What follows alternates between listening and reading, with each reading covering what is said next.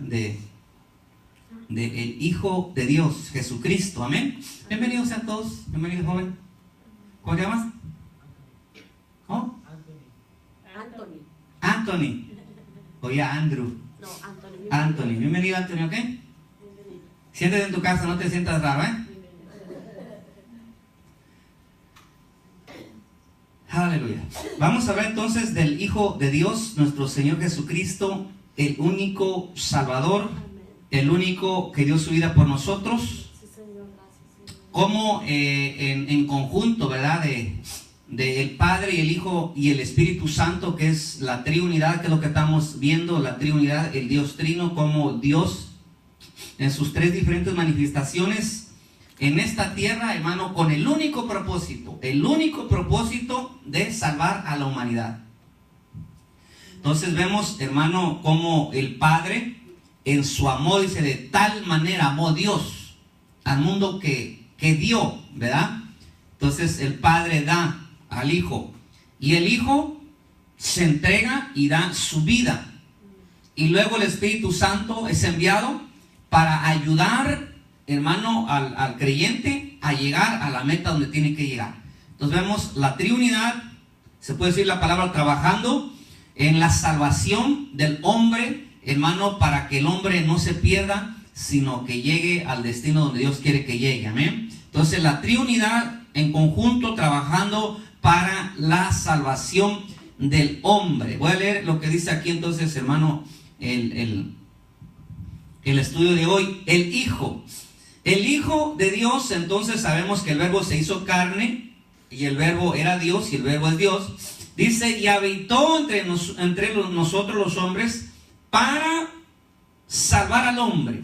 Para eso vino el Hijo de Dios, para salvar al hombre, para dar su vida en rescate del hombre perdido, del hombre pecador. Entonces es Hijo de Dios, ¿verdad? Se le dio el nombre de Hijo porque así fue como lo identificó desde la profecía, usted sabe, de Isaías, ¿verdad? Porque un hijo nos es dado y su nombre es, y ahí empieza a decir, su nombre es Dios fuerte, príncipe de paz, y otros atributos que le da, ¿verdad?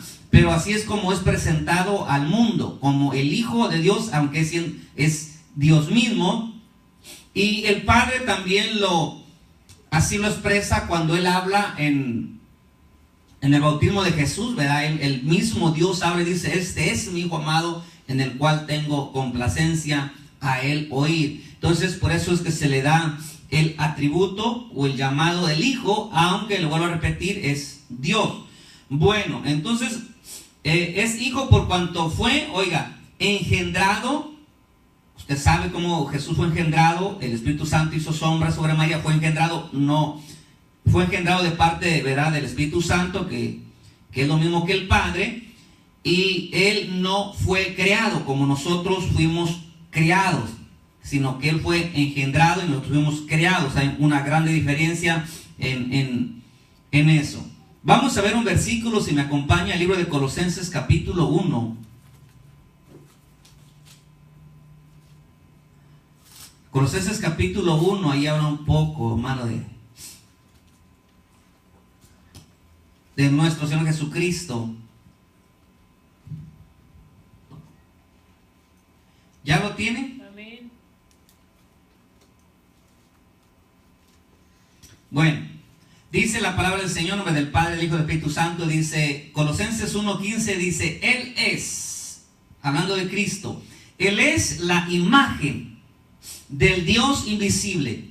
Cuando usted se mira en un espejo, hermano, usted está viendo una imagen, ¿verdad? Pero usted sabe que es usted esa imagen. Entonces es lo mismo. Por eso él le dijo a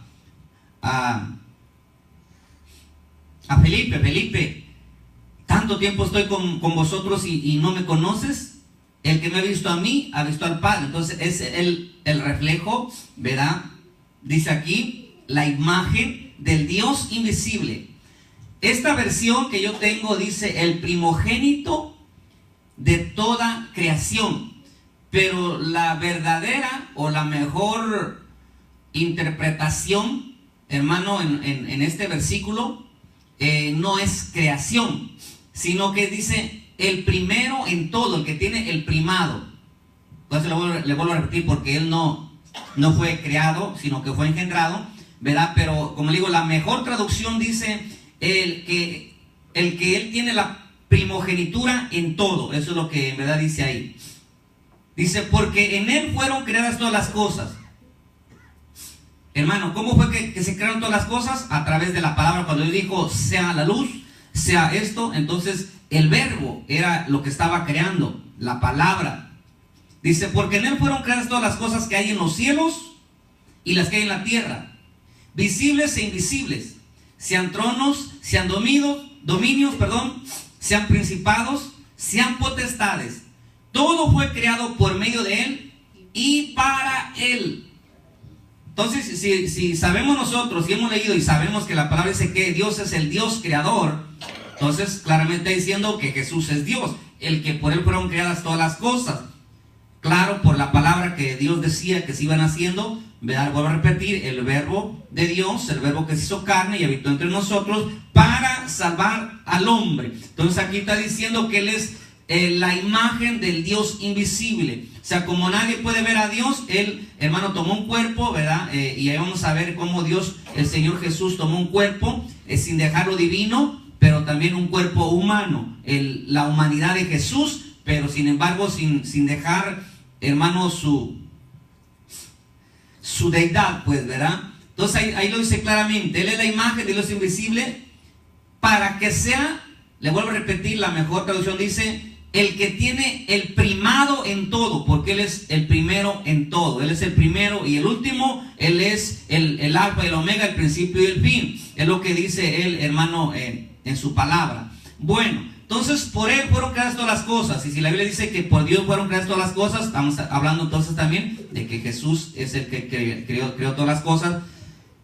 Hermano, dice, ya sean las cosas que hay en los cielos y en la tierra, visibles o invisibles, sean tronos, sean dominios, sean principados, sean potestades, todo fue creado por medio de él y para él. Vuelvo a repetir, entonces, porque la Biblia dice que Dios fue el creador de todas las cosas, y aquí está diciendo que es Jesús el que creó todas las cosas. ¿Por qué Jesús es Dios? Porque Jesús es el creador, es como le voy a repetir, la triunidad. Espero que no se confunda usted.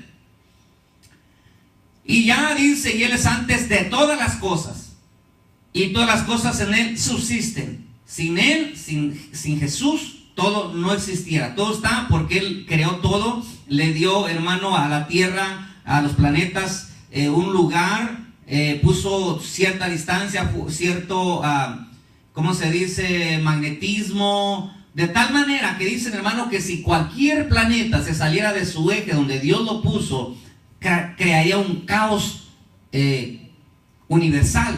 Por eso que todo está, hermano, matemáticamente en el perfecto lugar, para que la Tierra no se salga de para acá, ni para que ningún planeta se salga de su órbita. Por eso es que todo está creado, hermano, pero bien, con una perfección tremenda, increíblemente.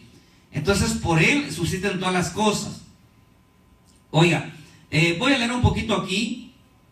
Dice, la frase de primogénito que digo de toda la creación, o sea, el que tiene el primado en todo, que es primero en todo. Esta frase, que se traduce literalmente del griego, no significa que Cristo, ¿verdad?, haya sido creado. Voy a repetir, porque él no fue creado, él fue engendrado.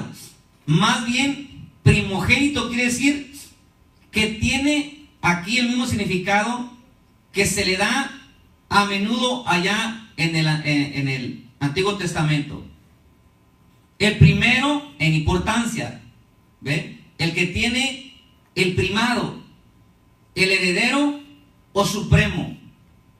Eso hay versículos que lo avalan en el Antiguo Testamento, donde primogénito entonces se emplea para referirse, ¿verdad?, al reinado de David, aunque él no fue un hijo primogénito. Cristo es el heredero de toda la creación y la gobierna como el Hijo eterno. Y en él fueron creadas todas las cosas. Aquí el apóstol Pablo confirma la actividad creadora de Cristo. Todas las cosas materiales y espirituales deben su existencia a la obra de Cristo como el agente activo que a través de Él se hizo toda la creación. En Él se conservan intactas y se sostienen todas las cosas en el lugar donde el Señor Jesús o Dios, hermano, los puso, y ahí están y no se mueven porque en Él subsisten todas las cosas. Amén. Podemos ver, hermano, un versículo, si usted gusta, y vamos a ver lo que está en Hebreos capítulo 1.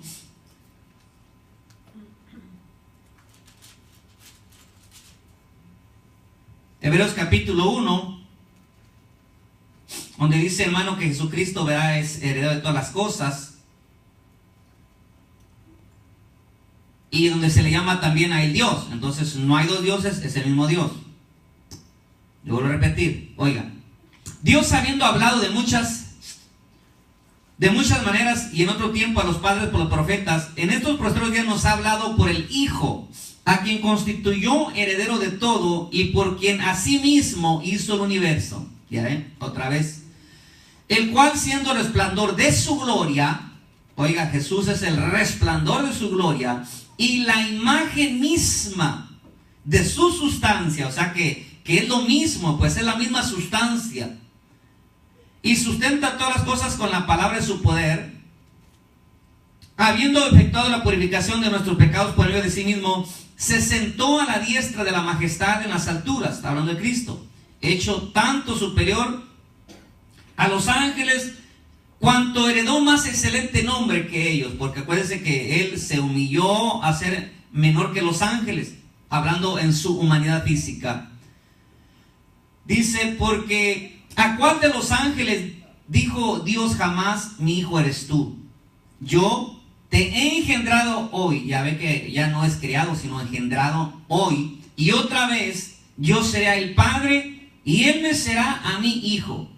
Y otra vez cuando introduce al primogénito, al que tiene el principado, al que es el principio y el fin, alfa y omega, en el mundo, dice, adoren en los ángeles de Dios. Acuérdense que a nadie se le debe adorar si no es a Dios.